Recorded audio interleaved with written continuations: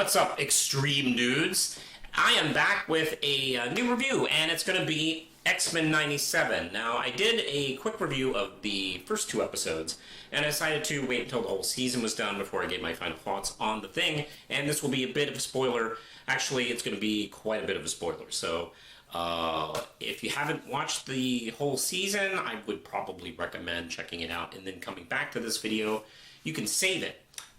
Speaking of notifying and stuff like that, you can click the notification button for all things Manos, and you can follow me and subscribe. Just click the notification bell and comment. That stuff helps me out. So hey, let's get talking about X-Men and stuff. Alright, now, as you know, this is a continuation, not a reboot. It is just the next season. But 25, 30 years later, essentially. And it picks up where it left off, where Xavier kind of fakes his own death and lets the X-Men kind of like continue on in hopes that, you know, they will find a new way. And doesn't go so well, essentially. Let me get to the creative staff. The showrunner and head writer is Beau DeMayo. We got Cyclops, played by Ray Chase, Jean Grey, Jennifer Hale, Storm, Allison Seeley Smith. Wolverine is Kat Dodd. Jubilee is played by Holly Chow. George Boza is Beast again. Professor X is played by Ross McGland. Magneto is played by Matt Watterson. Rogue is played again by Lenore Zan. Nightcrawler by Adrian Ho. And Gambit is AJ Lacostico. And Bastion is played by Theo James. Now, let's get going. And essentially, it starts off with a strong nostalgic vibe, and, you know, just kind of a mission statement as what we're going to be doing with the show. And I think the first two episodes premiering together is a good 1-2 punch. The first punch is, hey, this is just as cool, if not cooler, than what you remember. And then the second episode is kind of this surprise uppercut, like, hey, this is going to get even deeper than you may suspect. And oh boy, does it. And as I mentioned in my first review, where I've talked about the first couple episodes, this show does something really clever in that, and actually, I say clever, but kind of obvious, where it doesn't stray too far from the style of the old show, even though almost 30 years has gone by and sensibilities in animation and filmmaking and storytelling and acting have changed a bit since the show was first created, and it rolls with it. It doesn't make the mistake of trying to do the exact same show, which would feel dated when watching it new, and it doesn't do the thing where I made this comparison first time around to the Kevin Smith Netflix, I think DreamWorks? I can't remember who, or Powerhouse. Did the He-Man revival, and that was a continuation of the old 80s He-Man show from Filmation, and the animation and acting and writing was way different than the old Filmation style. Kind of because it had to, because the old Filmation style is not great. But it didn't even try to kind of like feel like the old show. It's good, but like it could have just called itself a reboot. This show does an amazing job kind of sticking with the same kind of basic animation style, and a lot of the same acting, but a little bit more developed, a little bit more adult, and the writing as well, and the writing carries that. The writing I think carries the acting, where I'll be honest, like in the old days, you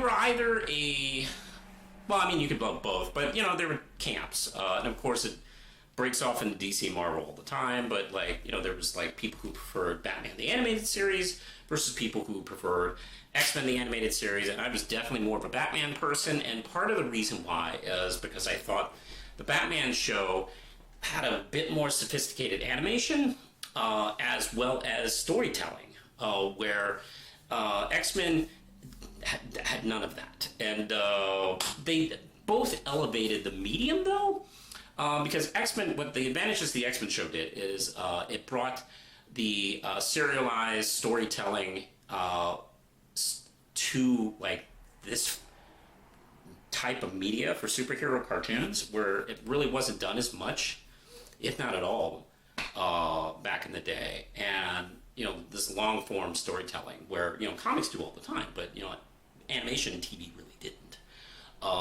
And also, it did bring in these stronger themes of racial injustice to the show and to like a Saturday morning audience. And it's able to like even lead more with that. And because of the time that's kind of passed, it's been able to kind of like really be a little bit more sophisticated in the way it handles such material. And oh boy, does it! Let's see, like for instance, I think Magneto, God, for all his like flowery speeches, boy, they're sure good. He really does know the faults of humanity, and he really does like lay into it. Of course, his speech to the UN is fantastic, where he talks about his own history. And then when the June 6th style attack happens, he removes himself, the executioner, and the judges of the UN, and gives them that fantastic speech of, this world, this giant, complex, beautiful, massive world that we live together on, we have just made so simple and stupid. And, please don't make me let you down is such an amazing speech, and the way it cuts back and forth to the various characters like Jean Grey giving birth, for instance, and it's just really emotional. And I gotta say, like, I know Beau DeMayo didn't write the whole thing by himself, but he is definitely a leader in this season, and I'm sorry he's not able to stick around for the show, but life, that's how life is. The acting, I think, even from some of the long-term actors from the previous series, I think are given a lot of meat to work with, and they're able to like make stronger performances in this show than I think they were able to in the previous series, frankly. I think Lenore Zahn is given like a lot to do, as well as let's see, Alison Seeley Smith as well, and it's just so, it's wonderful. And of course, we got some of the older actors as well, but I think those two are really able to shine. We're able to take, of course, some of the storylines that have come forth, and maybe the ones that they weren't able to do. Like Inferno had already happened by the time the old series happened, but they never really delved into that, and they were able to do an episode for Inferno. And frankly, it's fine if you do it one episode. We don't need 14 episodes for this thing. And of course, we build to not just like the tension of Magneto and will he turn or won't he turn? We have the mystery of Bastion, and then we really kind of like dig into that.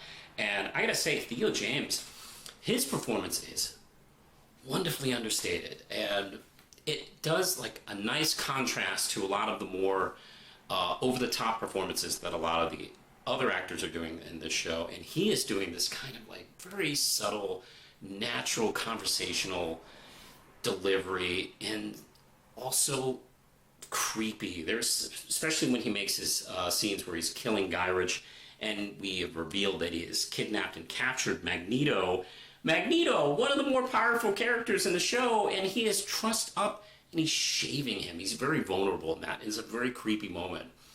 And it uses like Flying Purple People Eater, which is a terrible song, and it just adds to the creepiness to it. Let's see. I gotta say, I'm just very impressed by this series. I don't want to... I did say I would talk about spoilers, but let's see.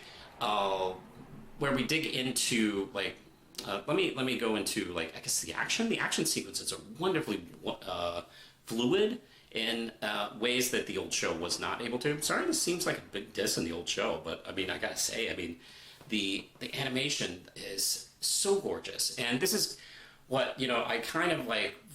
It's the kind of almost anime-ish kind of fluidity that I would wish I would see in a lot of the old shows, like Sunbow used to do. And X-Men wasn't done by Sunbow. That was the Pride of the X-Men people, but it did kind of like mimic that. And this really does kind of like really kind of I used to love the Sunbow kind of style, the way it had this kind of like John Romita kind of comic booky look to it. And it's nice to kind of see that like continue on. But I really love this series. I think this is fantastic.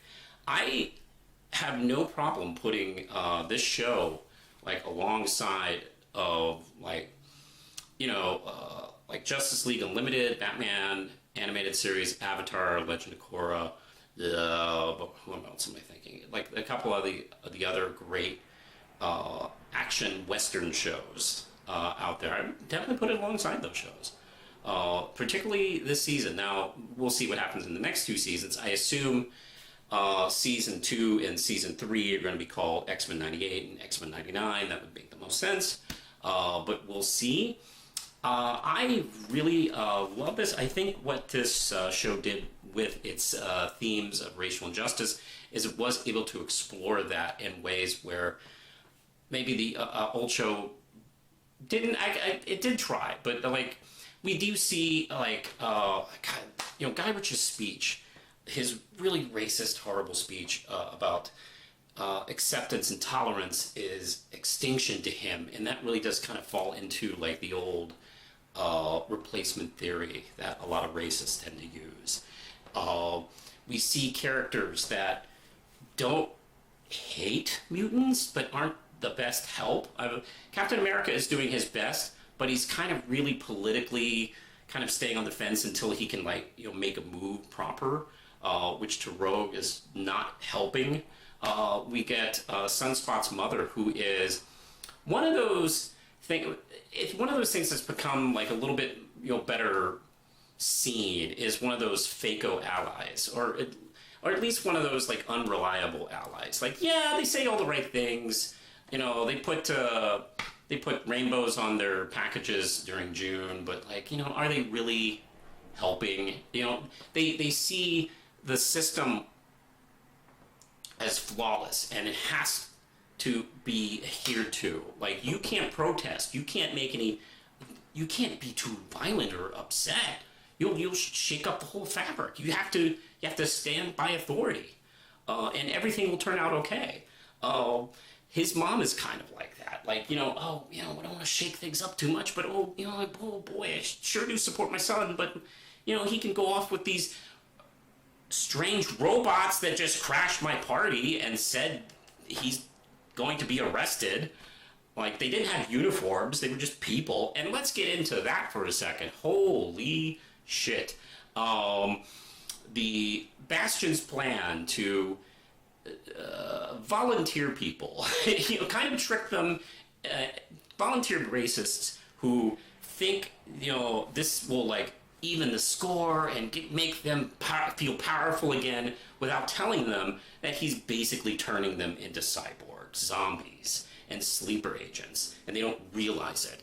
And I really do love the moments where they all get woken up, and sometimes among others just like them, but they haven't, like, there's that scene, that moment in the protest where there's a whole bunch of anti-mutant people, and a few of them pop up as sentinels and scare the others. It's one of those things where people will, like, they'll destroy themselves just so they can get over on someone else. It's astounding to me how people can never make that leap, that maybe this is counterproductive to them. But no, they have to beat the other side. They have to maintain their power, and it doesn't matter if it kills them. I don't know how many would have objected if he had told them. That's the thing. Like, yeah, he tricks them, And I'm sure many of them would object to doing this, but the scary thing is, I'm sure a number of them still would have been cool with it if he had told them everything. But that's how life is. And uh, I enjoy the cameos as well. It's very nicely tied to like the Spider-Man, the Iron Man cartoon.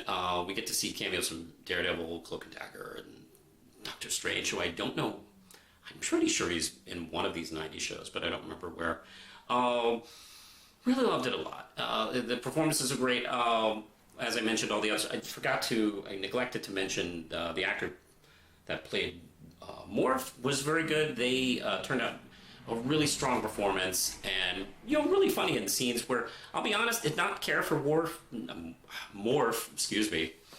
Did not care for Morph in the previous show, but boy, I really found them hilarious in some of the scenes, and kind of. And a lot of scenes really needed a character like that to perk things up. And I have to say, I'm really touched by their crush on Wolverine. And that scene where they confess themselves in the last episode to Wolverine is really sad, because that's the only time they felt safe to do it. And that's one of the things in this series that I think did very well, was even with 10 episodes, we were able to keep that soap opera continuing story and who's sleeping with who and who's horny about who so strong. It's one of the aspects of X-Men that I don't think you should lose when you tell that story. It's very soap opera-y. That and Spider-Man are both very soap opera-y things, and you should never kind of forget that when you're dealing with these properties. But yeah, I could kind of go on and on and on about this show. I really, really dug it. Okay, I feel like I've almost come to the conclusion. So yeah, I really enjoyed it. It's very good. I'm going to give it easy 5 out of 5 round chips. You should check it out. I hope there's a physical media release on this one. It's been very popular, so I assume Disney will probably do that. I hope so. And of course, if it does come out, support it and get it. I highly recommend it. That's what I thought of X-Men 97. I was won over as a person who was not the biggest fan of the old show. What did you, the viewers at home, think? You can let me know. And in the comments below, you can mention what you thought of it. Don't forget to click the notification bell. And for all things Manos, you can find me at Facebook and Tumblr and Instagram and Twitter and Threads and Blue Sky and something else. Also, you can support me at just $1 a month. Not just the channel, but also Manos Publishing at Patreon. So I can do more videos like this. All right, I'm going to head out, so push the button, Lindsay.